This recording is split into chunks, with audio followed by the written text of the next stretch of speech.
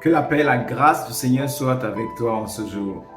Alors, j'ai commencé par partager avec nous, il y a quelques jours, les effets positifs de la parole de Dieu, ou bien les avantages de la parole de Dieu dans la vie d'un homme. Et je vous ai expliqué qu'en fait, beaucoup négligent aujourd'hui la parole de Dieu, beaucoup vont à l'église, mais négligent la parole de Dieu parce qu'en réalité, ils ne savent pas les effets positifs attachés à la parole de Dieu, les avantages liés à la parole de Dieu pour leur vie. Et c'est ce que j'ai commencé par voir avec nous. Aujourd'hui, je vais vous montrer quelque chose encore de très capital que Jésus a dit sur la parole. Regardez ceci. Il dit, vous êtes déjà purs. Vous êtes purs à cause de la parole que je vous ai annoncée. Il parlait à ses disciples. Donc, Jésus dit, vous êtes purs, rendus purs à cause de la parole que je vous ai annoncée. Qu'est-ce que cela veut dire? Cela veut simplement dire que Jésus nous montre que la parole de Dieu a la capacité de nous purifier, de nous faire vivre une vie pure sur la terre. Donc, grâce à la parole de Dieu, je peux vivre dans la pureté. Comme on utilise des médicaments contre le palu, la parole de Dieu est un médicament qu'on peut s'administrer contre l'impureté. Autrement dit, la parole de Dieu est un anti-impureté, anti-paludin, anti-impureté. Donc si tu veux lutter contre toute forme d'impureté, les mauvaises pensées, les mauvaises idées, les mauvais traits de caractère dans ta vie, la parole de Dieu a la capacité de te rendre pur. Et de la même façon que si tu souffres du paludisme, tu dois suivre le traitement régulièrement jusqu'à ce que le palud disparaisse, le virus du paludisme disparaisse. De la même façon, tu dois suivre le traitement de la parole de Dieu jour après jour pour que ton âme soit totalement purifiée et que tu marches dans la pureté sur la terre.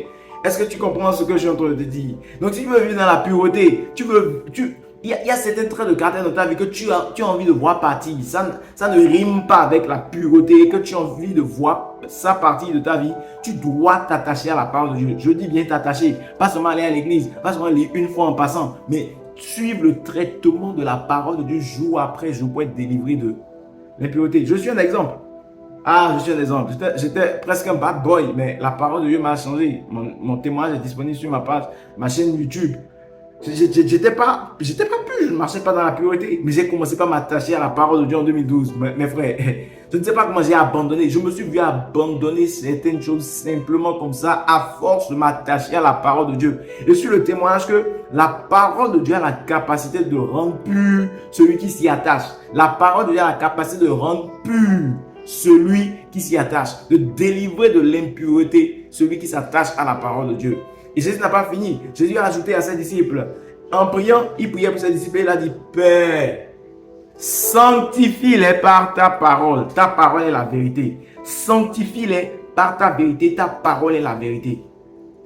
Donc ça veut dire que le moyen par lequel Dieu nous sanctifie, le mot sanctifier veut dire consacrer, mettre à part. Consacre-les, mets-les à part pour toi, par la vérité. Donc, ça veut dire que c'est par la parole de Dieu que Dieu a la capacité de nous faire vivre dans la consécration. C'est par la parole de Dieu que Dieu nous amène à vivre une vie consacrée, une vie entièrement dédiée à lui. Donc, ça veut dire que lorsque nous ne nous attachons pas à la parole de Dieu, nous empêchons à Dieu de nous aider à vivre dans la consécration. Nous empêchons à Dieu de nous faire vivre dans la consécration. On va à l'église, oui, mais on ne s'attache pas à la parole de Dieu. On ne s'attache pas à la vie prescrite par la parole de Dieu. Donc, à cause de cela, nous empêchons Dieu de nous faire vivre entièrement pour lui, de nous faire vivre dans la consécration.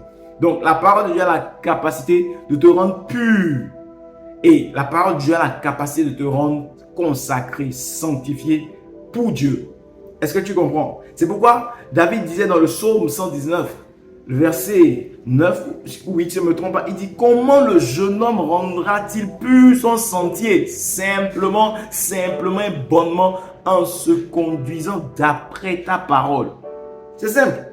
Et pour se conduire d'après la parole de Dieu, il faut s'attacher à la parole de Dieu au jour le jour. Sans t'en rendre compte, tu vas te voir laisser certaines habitudes, laisser certaines choses, sans que personne ne te dise, hé, arrête ça, hé, ne fais plus. Le simple fait de t'attacher à la parole de Dieu jour après jour va te transformer, je t'assure. Donc c'est pourquoi je n'aime pas les gens qui disent que la Bible c'est le livre des blancs, c'est les dieux, ça prône les dieux des blancs, ça nous fait abandonner, la Bible nous fait abandonner nos traditions, nos cultures. Ah bon? Ah bon?